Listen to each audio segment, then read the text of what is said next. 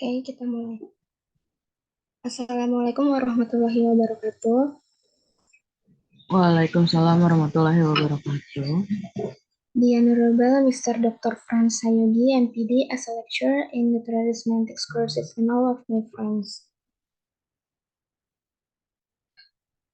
We are from Group 1, want to present our material about sentences, utterances, and propositions. Before that, let me introduce myself. I'm Fatia Ramadanti Sabira, as moderator, and my partner is Agis Aryani. The first material will be delivered by Agista.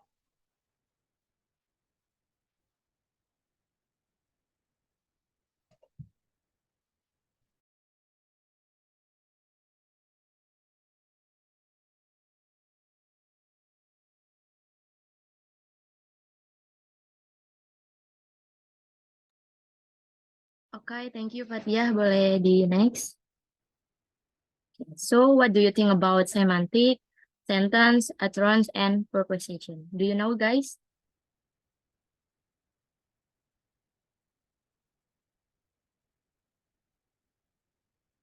Apa sih yang kalian ketahui mengenai semantik, terus terutama sentence, utterance, and proposition? Mungkin kalau yang kita ketahui, sentence itu pada dasarnya ya kalimat, utterance itu ujaran, dan proposition itu lebih ke statementnya. Nah, semantik ini mungkin akan lebih fokus lagi ke bahasnya bahasa makna. Boleh di next. Nah, basic idea about semantic. Sebelum mengerucut ke pembahasan intinya, yang tadi itu sentence, utterance, and proposition, kita akan coba membahas terlebih dahulu mengenai basic idea of semantic. Dan seperti pada tampilan PPT tersebut, terletak ada arrow antara semiotik dan semantik. Mungkin dari kalian semua sudah sama-sama mengetahui, mungkin pada materi-materi sebelumnya pernah disinggung, pada semester-semester sebelumnya pernah disinggung, bahwa pada dasarnya semiotik itu kan the study of sign, yaitu merupakan studi dari tanda.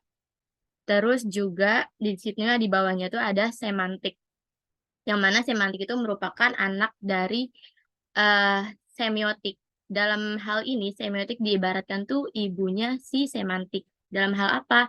Dalam hal physical of sign. Jadi nanti kita akan sedikit mengingat terlebih dahulu mengenai physical of sign. Oke, next.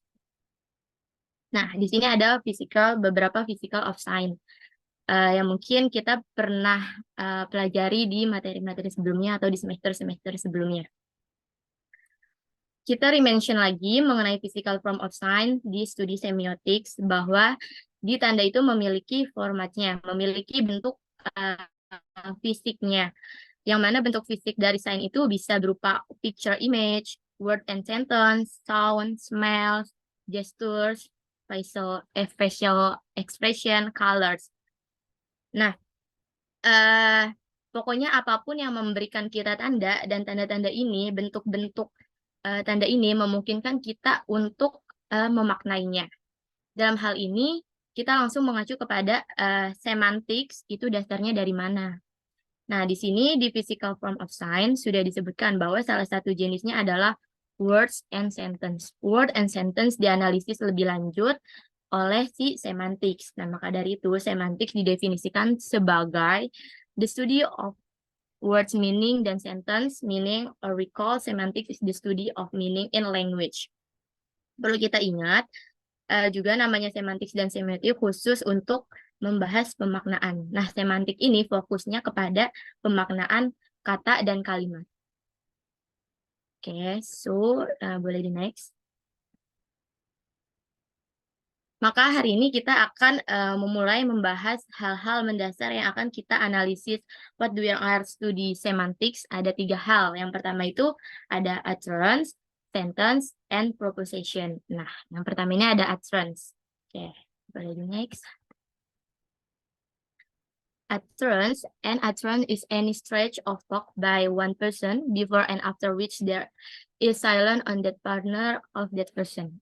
An utterance is the use by a particular speaker on particular occasion of a piece of language, such as a sequence of sentence or a single phrase or even a single word.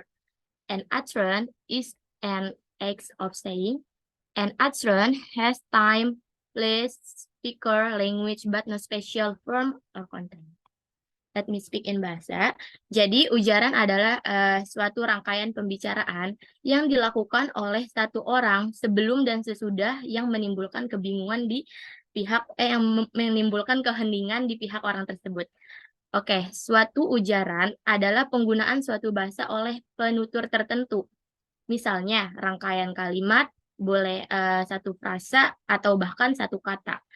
Terus juga ucapan adalah tindakan mengatakan yang secara fisik gitu. Suatu ujaran, terus juga suatu ujaran mempunyai waktu, tempat, pembicara, bahasa, tetapi tidak ada bentuk ininya. Apa sih? Tidak ada bentuk khususnya. Boleh di next. Terus juga sebelum kita lanjut ke example-nya, utterance itu bisa disebut sebagai spoken or written expression that conveys meaning. Ujaran yang keluar dari mulut kita, yang kita buat untuk menyampaikan makna, itu adalah utterance. Jadi, kalau misalkan pada sentence, itu urutan kata-kata itu tadi adalah sentence-nya. Tapi ketika kita hasilkan, entah dengan bentuk ujaran, dia disebut sebagai utterance, karena sudah dihasilkan. Atau lebih mudahnya lagi untuk dipahami, utterance itu sesuatu yang kita ucapkan di real life. Jadi utterance itu suatu ekspresi ungkap yang diucapkan di real life oleh seseorang di satu titik waktu tertentu.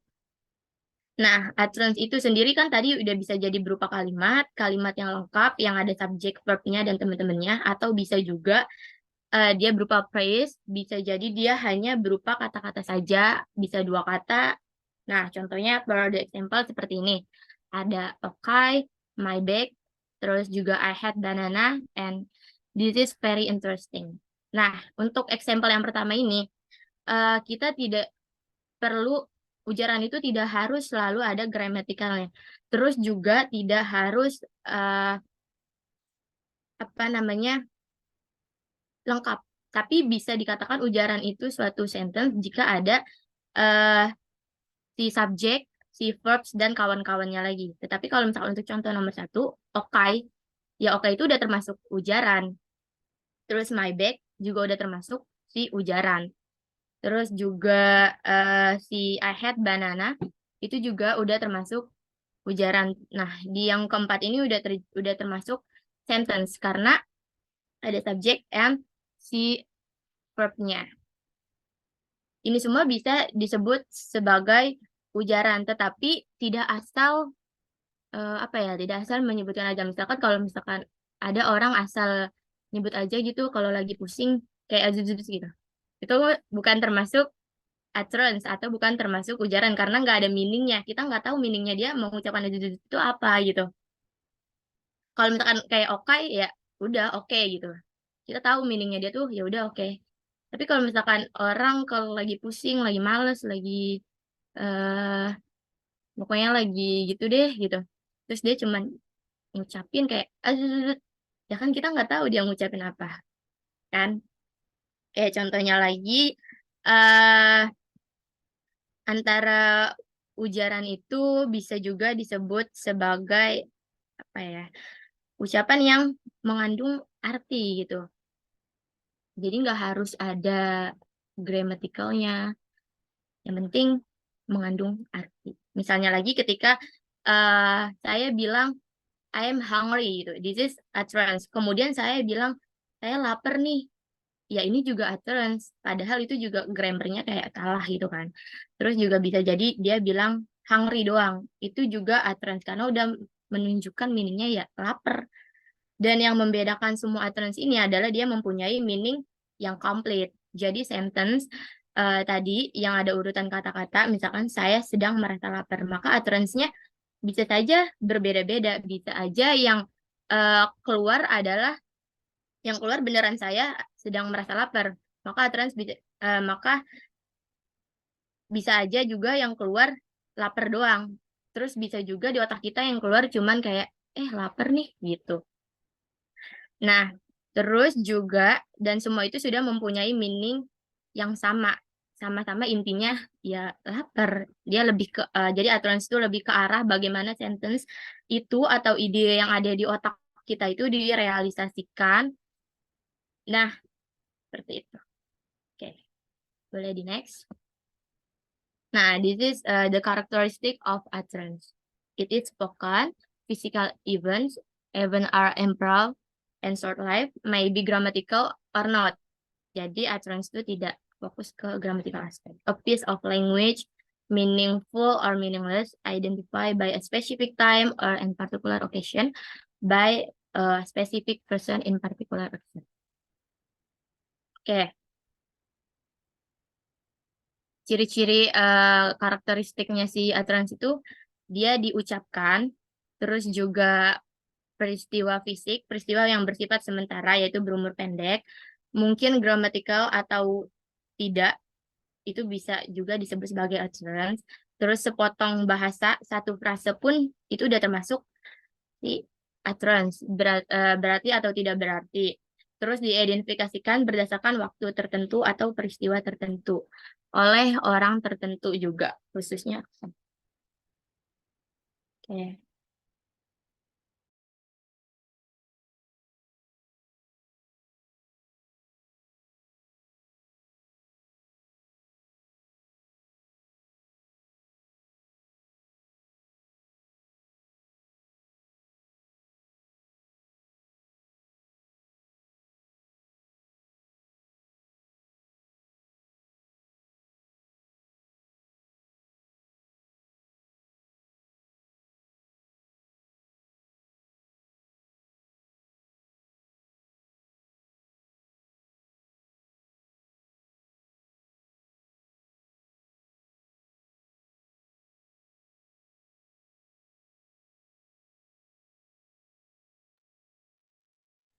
Sorry, my connection is unstable.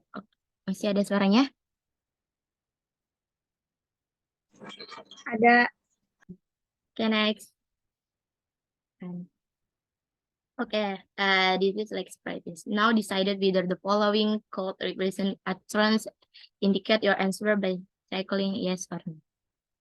Oke, menurut teman-teman, tadi berdasarkan example dan penjelasan yang udah aku kasih, jadi di sini hi itu merupakan utterance atau bukan?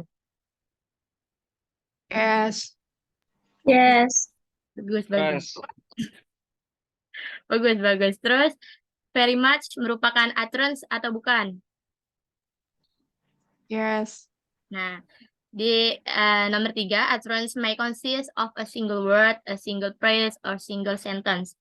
They may also consist a sequence of sentence. It is not unusual to find utterance that consists of one or more grammatical incomplete sentence fragments. In short, there is no simple relation of correspondence between utterance and sentence. Apakah ini utterance or no, sebuah pernyataan dari utterance or no? Yes. Oke, bagus. Yang jawab Fadila doang, yes. Terus number 4, nah ini yang tadi aku bilang kayak gitu. Apakah ini merupakan utterance? No. Kenapa dia tidak merupakan utterance? Karena tidak ada maknanya. Oke, jelas. Oke, good. Nah, nomor 5, ini berupa No. utterance, tapi belakangnya tuh ada gitu. Apakah ini merupakan utterance? No. No, cuma ekspresi mungkin. Oke, good semuanya. Oke, next. Nah, selanjutnya ada tadi yang udah teman-teman pada pahami, bahwa dialect practice-nya juga teman-teman udah pada pahami.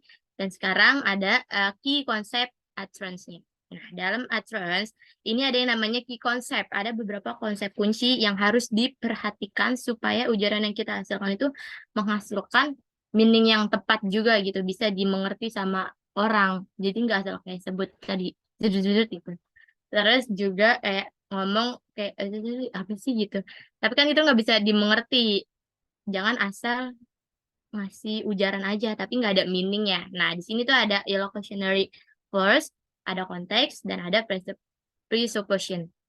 Nah, di illusionary clause itu merajuk kepada the speaker's intended meaning or purpose in making the utterance. Nah, jadi semua ujaran itu akan bisa dihasilkan dengan tepat ketika si pembicara itu punya illusionary clause atau intended meaning, atau dia punya intended meaning itu. Ketika dia menunjukkan rasa marah, misalnya, maka dia hanya akan menggunakan kata-kata pendek atau perkataan saja, satu kata atau satu kata gitu. Kayak perkataan marah kan bisa aja kayak gitu.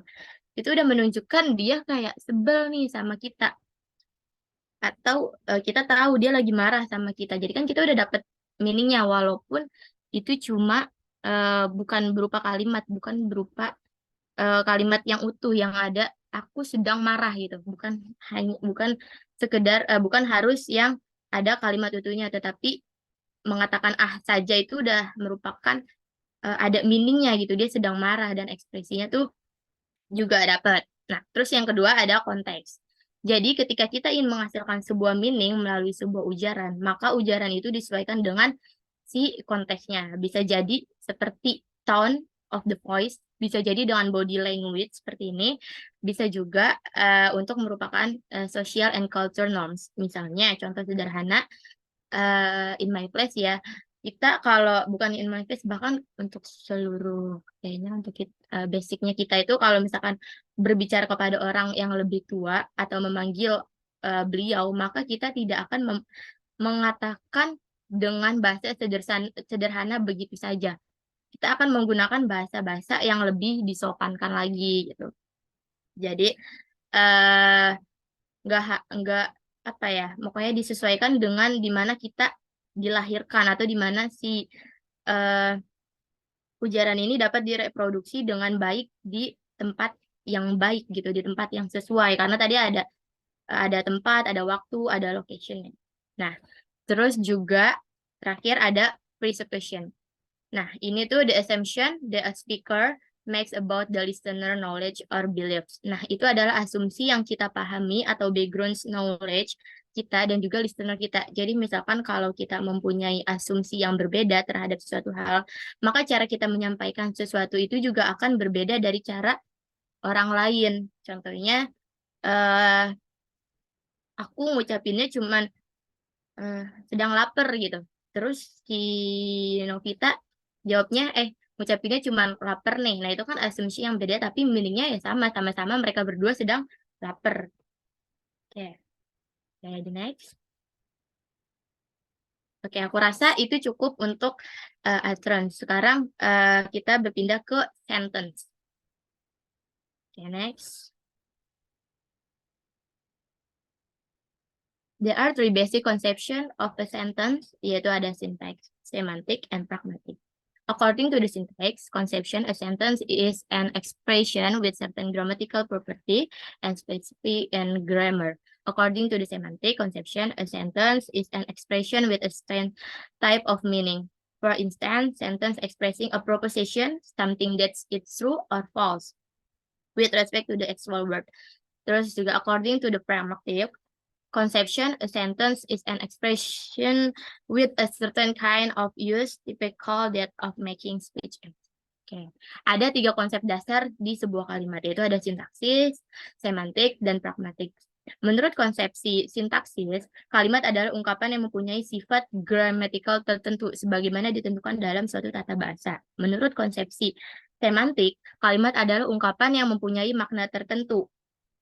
Ingat ya, menurut semantik, kalimat adalah ungkapan yang mempunyai maknanya tertentu. Misalnya kalimat yang menyatakan proposisi sesuatu yang benar atau salah dalam kaitannya dengan dunia nyata. Terus juga menurut konsepsi pragmatik, kalimat adalah suatu ungkapan yang mempunyai kegunaan tertentu, biasanya untuk membuat suatu tindak tutur. Next. Nah, a sentence is neither a physical event nor or a physical object. Its concept abstract, a string of words put together by the grammatical rules of a language. A sentence can be thought of as the ideal string of word behind various serialization and utterance and encryption.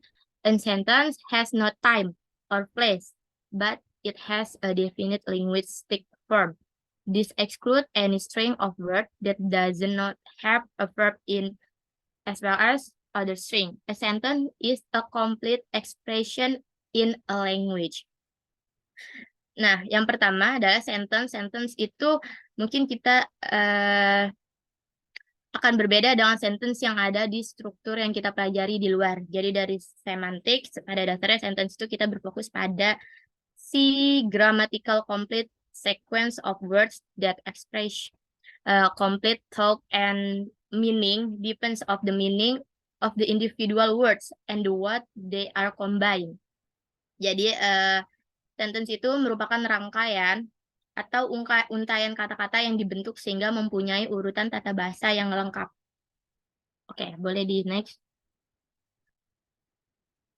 Nah, misalnya dalam bahasa Inggris dia minimal harus memiliki subjek dan verb untuk menjadi suatu sentence. Biasanya sentence ini ditarik dari kosakata. Kayak kosakata yang ada di dalam otak kita gitu. Misalnya di dalam otak kita tuh ada yang namanya kayak semacam tabungan kata-kata gitu yang udah kita pilah-pilah.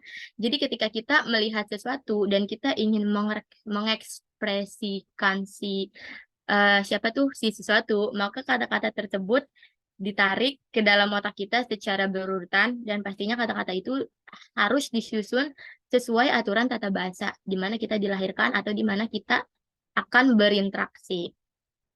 Nah, dari kemampuan otak kita itulah yang nantinya berhasil menyusun urutan kata-kata dan kemudian yang kita sebut sebagai sentence. Kemudian juga sentence itu sendiri adalah kumpulan kata-kata yang mana meaningnya dapat berubah-berubah sesuai dengan kata-kata apa saja yang kita masukkan di sana. Terus juga sentence itu biasanya muncul di mind kita, di pikiran kita ada urutan kalimatnya, keluarnya belum tentu seperti itu. Misalnya ketika kita melihat ada nih hari ini sedang hujan misalnya di dalam kepala urutan katanya itu adalah harinya sedang hujan atau the day is raining. Maka yang keluar dari mulut kita itu nanti utterance-nya bisa jadi berbeda juga seperti yang tadi kita telah pelajari. Misalnya yang keluar bisa jadi sama the day is raining atau yang keluar misalnya please take your umbrella. Kenapa? Dari kalimat tadi ada ujaran antara maksud lain yang akan dihasilkan. Jadi dari sentence yang ada di otak kita tadi bisa saja keluarnya berbeda, namun gramatikalnya ya harus komplit gitu. Bedanya dengan si utterance. Nah, sentence itu sendiri atau urutan words tadi dia akan sangat dipengaruhi oleh yang namanya si truth condition. Jadi truth condition itu merujuk pada apakah sentence itu true or false. Kalau misalkan true, kalau dia sesuai fakta dengan ada di lapangan, itu sebenarnya itu dipanggil si true. Kalau misalkan kalian nyebutin kalimat yang enggak sesuai ada di lapangannya, itu namanya false. Misalnya ada kalimat my father is washing car. Ayah saya sedang menyuci mobil. Dari sentence ini kita kan belum tahu ya bisa benar atau bisa juga salah. Mungkin secara gramatikal itu benar, tapi kalau misalkan secara truth or false condition, itu harus kita cek lagi nih di lapangan apakah itu merupakan suatu kalimat yang benar, apakah ayahnya beneran sedang mencuci mobil atau dia cuma ngayal ayahnya sedang mencuci mobil gitu. Nah, itu jadi yang namanya sentence. Yang dimana kumpulan kata-kata yang tersusunnya secara gramatikal dan secara strukturnya benar. Dan itu yang membedakannya dari utterance dan proposition juga yang nantinya akan dibahas. Nah, for the example, di sini I would like a cup of coffee is a sentence. Coffee please. This is bisa saja utterance tapi bukan termasuk sentence karena yang nggak lengkap gitu. Terus in the kitchen is not a sentence. Please put in the kitchen. This is a sentence. Oke, next. Dalam semantics, kita perlu membedakan dengan cermat antara ucapan dan kalimat. Contohnya utterance itu ya help, kata help aja sudah bisa merupakan utterance karena ada meaningnya yaitu tolong. Terus juga the train now arriving at platform on is the 15 from Jakarta. Itu udah termasuk utterance karena dia ada keterangan tempatnya, keterangan waktunya, terus ada sementara sentence dia harus yang complete in grammatical. Terus ada subject, harus ada verb, and kawan-kawannya lagi.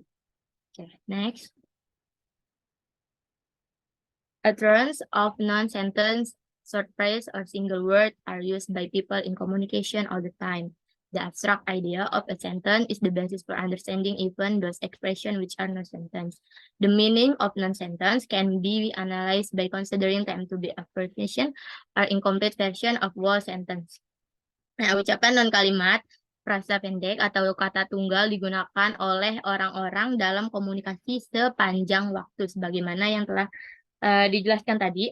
Terus juga gagasan abstrak suatu kalimat merupakan dasar untuk untuk memahami si ungkapan-ungkapan bahkan bukan kalimat sekalipun, yang bukan kalimat sekalipun.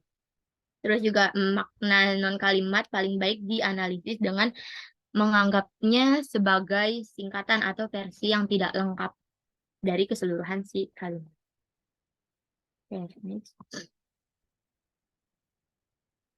Oke, boleh di next. Kayak aturannya pada sentence, suatu kalimat tertentu selalu terdiri dari kata-kata yang sama dan dalam urutan yang sama. Setiap perubahan pada kata-kata dan atau urutannya, jika terjadi perubahan dalam urutan kata-katanya, itu akan menghasilkan kalimat yang berbeda untuk tujuan kita gitu. Jadi contoh the same sentence and contoh different sentence. Next.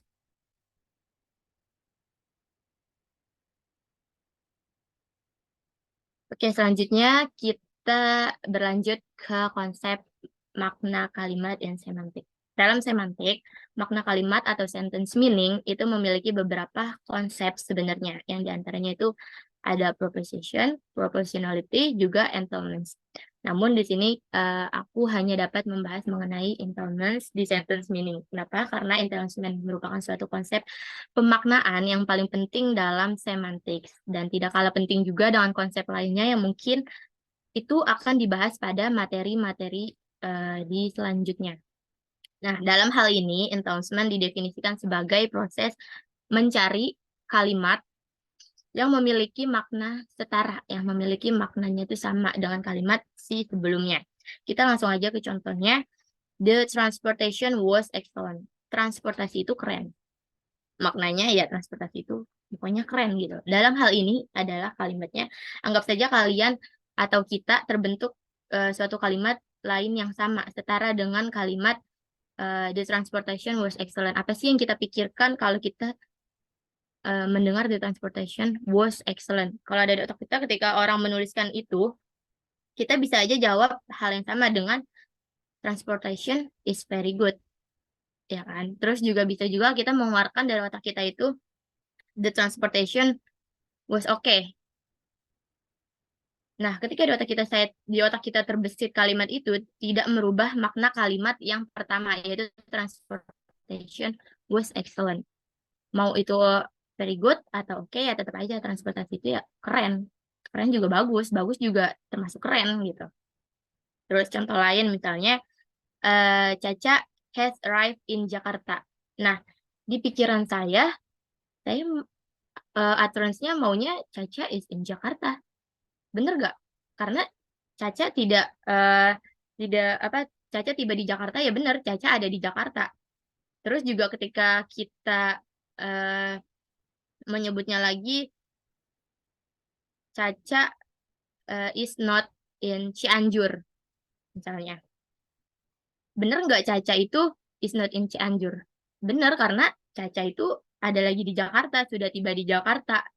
Ya kan? Nah, maknanya itu sama. Jadi konsep dasar mengenai sentence meaning itu dari semantik, yang mana di makna sentence ada konsep entanglement yang berupa arrow seperti ini nih, yang di the transportation was very good, itu merupakan simbolnya dari entanglement, yang mana konsep ini menuntut sebuah pemaknaan baru yang maknanya setara atau sama dengan si kalimat awalnya. Jadi kalau dalam struktur biasanya yang kita bahas, misalnya kalimat aktif berubah menjadi kalimat pasif jika diubah gitu, maka subjek berubah, maka subjeknya akan berubah menjadi objek dan objeknya berubah menjadi subjek. Tetapi dalam semantics, no, kita bicara masalah meaning dan materi selanjutnya. Kita bicara masalah meaning. Jadi maupun itu dirubah, kalau meaningnya sama, maknanya sama, yaitu termasuk sentence meaning, semantik. Gitu. Oke, next. Oke, dan material selanjutnya will be delivered by Fatia. Thank you. Oke, thank you Gista. Sekarang kita sampai pada materi terakhir yaitu proposition. Setelah mendengar penjelasan dari Gista, bisa kita simpulkan bahwa semantik itu berkaitan dengan makna non kalimat seperti frase dan kalimat tidak lengkap serta kalimat utuh. Namun akan lebih mudah untuk memulai analisis dengan kasus kalimat utuh terlebih dahulu. Makna keseluruhan kalimat melibatkan proposition. Jadi apa sih sebenarnya proposition itu? Boleh di next. A proposition is that part of the meaning of the utterance of a decorative sentence which describes some state of affairs. A proposition is a claim about the world. It has just the form of an idea. A proposition is potential fact about the world which can be true or false. Setiap kalimat mengandung suatu informasi. Namun terkadang informasi tersebut bisa kita sampaikan dalam bentuk kalimat yang berbeda-beda. Kalimat tersebut bisa dimodifikasi sehingga pesan yang sama bisa disampaikan secara berbeda, baik kalimat aktif menjadi pasif atau mengalami perubahan dari segi tenses, waktu, dan lain-lain. Intinya, central information-nya itu tidak berubah. Nah, proposition adalah bagian makna pengucapan kalimat deklaratif yang menggambarkan suatu keadaan. Proposition adalah sebuah kalimat yang memiliki nilai benar atau salah. Proposition juga merupakan bentuk dari pengetahuan yang deklaratif karena mereka menyatakan fakta. Boleh di next. Oke, ada karakteristik of proposition. Yang pertama itu harus diucapkan. Yang kedua itu berupa perbuatan atau berbicara. Yang ketiga itu berbentuk gramatikal atau tidak. Yang keempat dapat dipahami atau tidak dapat dipahami. Yang kelima dilakukan oleh orang yang spesifik, yaitu jelas si pembicaranya. Yang keenam itu dalam waktu dan keadaan yang spesifik. Jadi kayak dilakukan pada waktu malam, pagi, siang, atau waktu kemarin, waktu besok. Terus yang terakhir itu merupakan bagian dari bahasa, seperti kalimat, frasa, atau bahkan satu kata. Next. Oke, di sini ada contoh dari proposition. Bisa kita lihat, di situ ada 4 kalimat ya. Yang pertama itu, Richard wrote the report. Yang kedua, Richard is the one who wrote the report. Yang ketiga, the report was written by Richard. Dan yang keempat, the report is what Richard wrote. Dalam bahasa Inggris, 4 kalimat ini adalah kalimat yang berbeda. Tapi dalam semantik, keempatnya itu membawa proposition yang sama. Kenapa bisa dikatakan sama? Coba kita lihat kalimat 1 dan 2, yaitu Richard wrote the report, sama Richard is the one who wrote the report. Kalimat 1 dan 2 itu merangkum Richard menulis laporan. Fokusnya itu adalah tentang Richard. Terus kalimat yang ketiga merupakan kalimat pasif yang difokuskan ke report, tapi tetap yang menulis report itu adalah Richard-nya. Kemudian kalimat keempat, fokusnya itu dibiaskan. Dia tidak terlalu fokus pada reportnya dan tidak memfokuskan Richard-nya. Tetapi tetap informasi ini berfokus pada Richard yang menulis report. Sehingga 4 kalimat yang berbeda ini secara semantik adalah proposition-nya sama. Karena informasi yang disampaikan itu sama. Kesimpulannya adalah informasi yang sama itu bisa disajikan atau dihadirkan dalam bentuk kalimat yang berbeda-beda, karena kemampuan sintaksis manusia bisa menghasilkan bentuk kalimat yang berbeda-beda. Namun sebaliknya, bentuk yang berbeda-beda itu, selagi dia membuat pesan yang sama, berarti proposition-nya bersumber dari satu saja. Oke, next. Nah, keadaan proposition biasanya melibatkan orang atau benda yang dirujuk oleh ekspresi dalam kalimat dan situasi atau tindakan yang terlibat di dalamnya. Dalam mengucapkan kalimat deklaratif, pembicara biasanya menegaskan suatu propositionnya. Gagasan tentang kebenaran dapat digunakan untuk memutuskan apakah dua kalimat menggunakan proposition yang berbeda. Jadi, jika ada serangkaian keadaan yang memungkinkan satu kalimat benar, sedangkan kalimat lainnya salah, kita dapat yakin bahwa kalimat-kalimat tersebut mengungkapkan proposition yang berbeda. Proposition yang benar berhubungan dengan fakta, dalam arti kata fakta yang biasa. Namun, proposition yang salah tidak sesuai dengan fakta. Boleh di next? Oke, di sini ada contoh lagi ya. Ada kutipan John Kengo, terus kutipan yang kedua Ken John Go. Kutipan pertama berbentuk pernyataan. Kutipan kedua berbentuk yes or no question, menyatakan kebenarannya. Tetapi keduanya menyatakan proposition yang sama tentang John dan tentang Go. Intinya sama-sama memiliki satu proposition. Dalam definisi proposition secara eksplisit menyebutkan kalimat deklaratif, namun proposition jelas terlibat dalam makna jenis kalimat lain seperti interrogatif yang digunakan untuk mengajukan pertanyaan dan imperatif yang digunakan untuk menyampaikan perintah. Biasanya ketika seorang pembicara mengucapkan kalimat deklaratif sederhana, dia berkomitmen pada kebenaran proposition yang bersangkutan, yaitu dia menegaskan proposition tersebut. Dengan mengucapkan kalimat interrogatif atau imperatif sederhana, seorang penutur dapat menyebutkan suatu proposition tertentu tanpa menegaskan kebenarannya. Boleh di next. Selanjutnya ada contoh lagi. Ini ada kalimat dalam bahasa yang berbeda-beda. 4 kalimat tersebut memiliki bahasa yang berbeda tetapi artinya sama. Berbeda dengan sentence, proposition tidak dapat dikatakan berasal dari bahasa tertentu. Kalimat-kalimat dalam bahasa yang berbeda dapat bersesuaian dengan proposition yang sama. Jika kedua kalimat tersebut merupakan terjemahan sempurna satu sama lain. Oke, next. Nah, di sini ada family tree relationship dari proposition. Jadi, banyak bentuk sentence yang sudah diproduksi yang berasal dari proposition yang sama. Kenapa dia bisa mengalami banyak bentuk?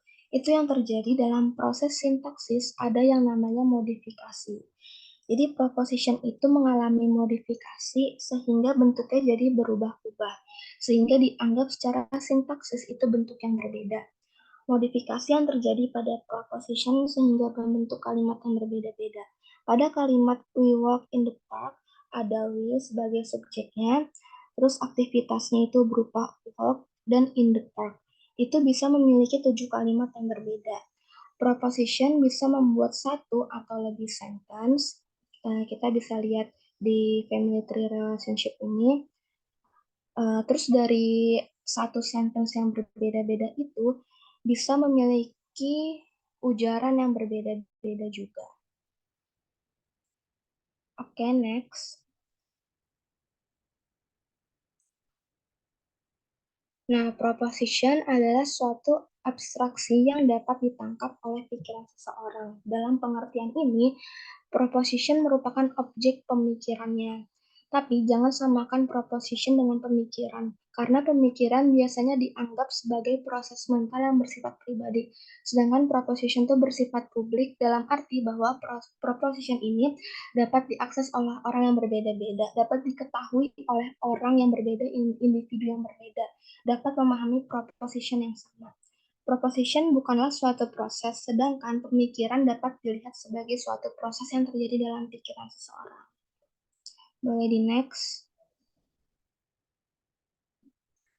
Nah, di sini ada latihan let's practice. Kita bisa mengindikasikan dari 1 sampai 5 ini apakah memiliki proposition yang sama atau yang berbeda. Kira-kira teman-teman yang nomor 1 nih propositionnya sama atau beda? Mary read the book. the book was read by Mary. Sama. Sama yang nomor 2, Fred took back the book. Fred took the book back. Sama atau beda? Sama. Terus yang ketiga, the cat chased the rat. The cat was chased by the rat. Kira-kira sama atau beda? Beda. Beda. Kenapa beda? Artinya beda. Dikejar dan mengejar. Soalnya subjeknya jadi berubah. Terus yang keempat, the chef cooked the meal. The chef had the meal cooked. Sama atau beda? Sama.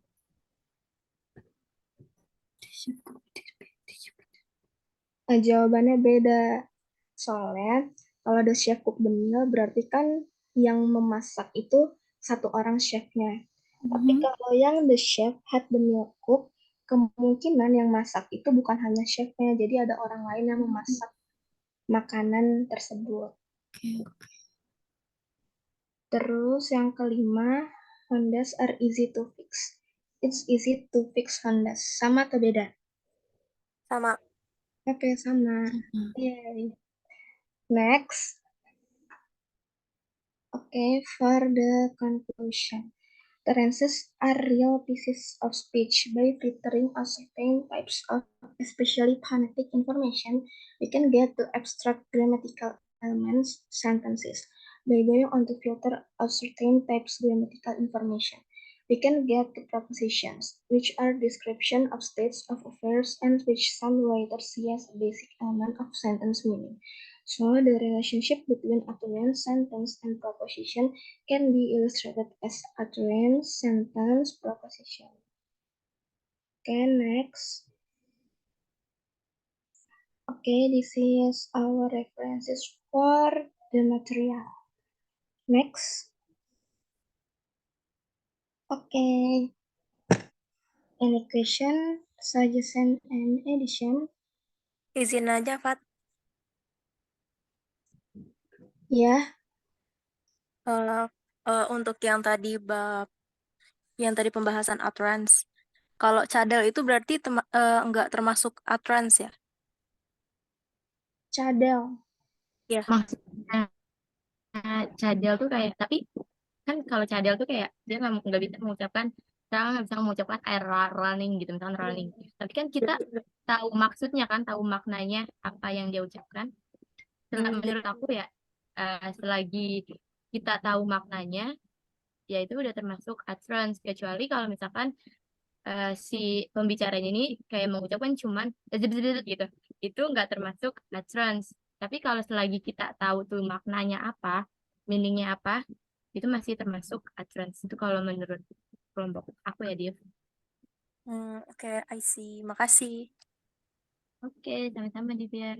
Mungkin yang lain ada suggestion or addition for the presentation material.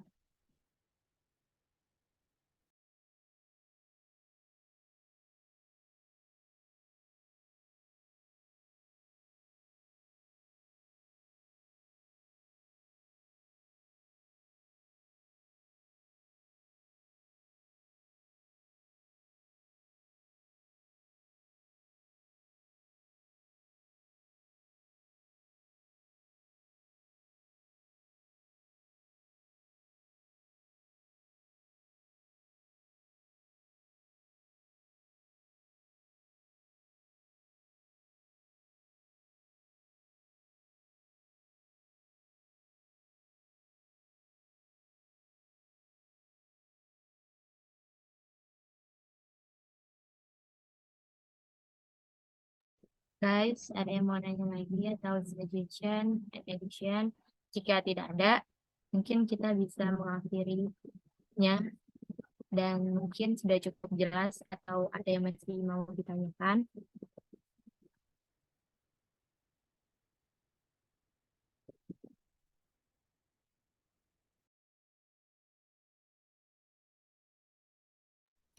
Guys, izin masuk, mau izin klarifikasi mengenai sentence sama utterance. Kalau sentence dan utterance berarti perbedaannya kalau kalimat menyampaikan makna lengkap melalui kombinasi klausa yang utuh, tapi kalau ujaran menyampaikan makna melalui beberapa kata yang bisa jadi dia nggak ngebentuk klausa, gitu nggak? Ya, benar Oke, ya. Jadi oke. sesuai kalau misalkan kalimat tuh harus lengkap sama si gramatikalnya. Kalau aturan sebenarnya yang dibilang tadi. Dia kalau utterance bukan berarti dia lengkap, dia punya subjek, verb, bisa jadi ada yang hilang kayak gitu ya. Benar. Kayak Oh, okay doang kan ada subjek dan verbnya kan. Kita kayak mm-mm, kehilangan si gramatikal itu. Yang namanya kita ujaran, kita mhm. nggak memperhatikan gramatikal kita. Tapi ya kita mengartikan gimana caranya sih kawan kita tuh mengerti maksud dari kita.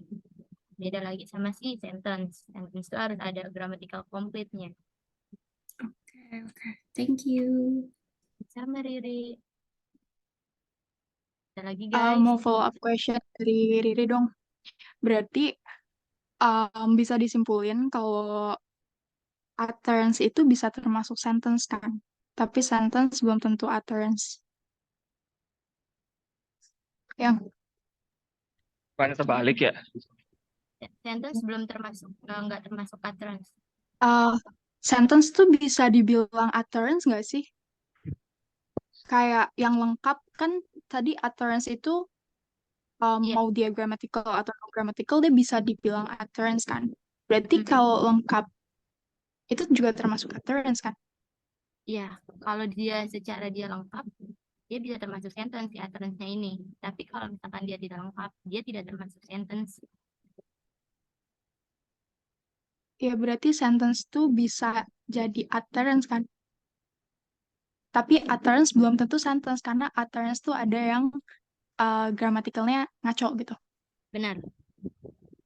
Benar, Oke. Bila. Ada lagi nggak sih the things yang kita bisa consider dari yang tadi udah dijelasin kayak misal berarti sebuah pidato speech itu juga bisa dibilang utterance dong. Jadi kayak nggak butuh dia panjang atau pendek apapun itu yang diujarkan keluar itu utterance gitu ya. Aku izin masuk boleh menanggapi yang Dila yang soal yang soal pidato ya. Ini sih sedikit pengetahuanku tentang utterance. Si utterance juga ternyata dia bisa dipahami sebagai sebuah tuturan yang ada di antara jeda dan keheningan. Jadi pemahaman dasar kita yang perlu kita tangkap dulu pertama adalah bedanya utterance sama sentence. Kalau utterance udah pasti lisan, kalau sentence bisa lisan, bisa tulisan. Nah, si utterance ternyata dia bisa diartikan juga kan sebagai bagian antara jeda sama keheningan.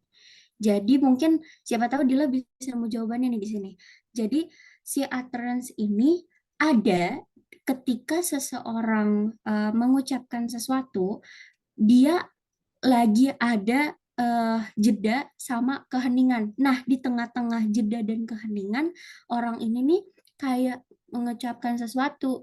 Nah, itu disebut utterance. Contohnya kayak gimana sih? Contohnya mungkin gini. Ketika ada orang lagi ngomong ya, lagi pidato. Contohnya misalkan Dilah lagi maju ke podium, terus Dilah ngomong gini, selamat pagi semuanya, saya ingin berbicara tentang misalkan kebersihan kampus adab.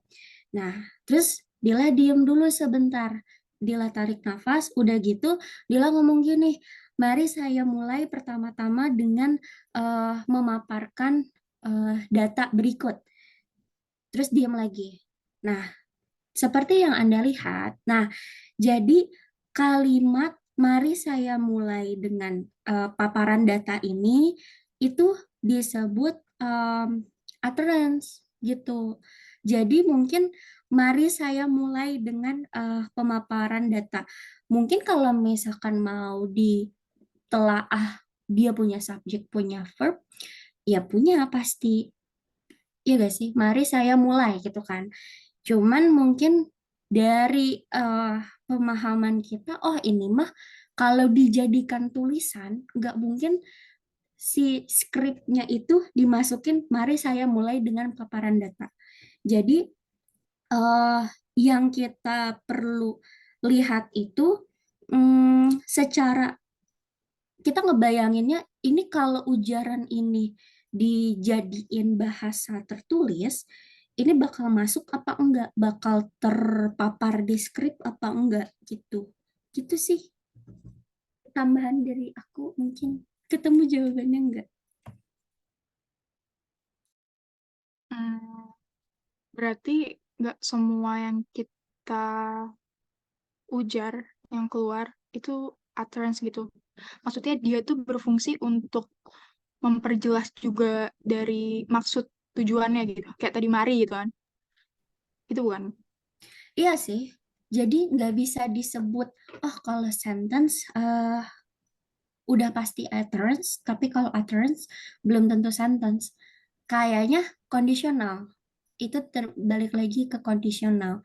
Dia bisa aja sentence itu berupa utterance, atau utterance itu bisa aja dijadiin sentence. Kayak gitu sih, Del, yang aku tangkep ya kalau dari additional knowledge. Thank you. Thank you. Mungkin ada koreksian dari teman-teman yang lain.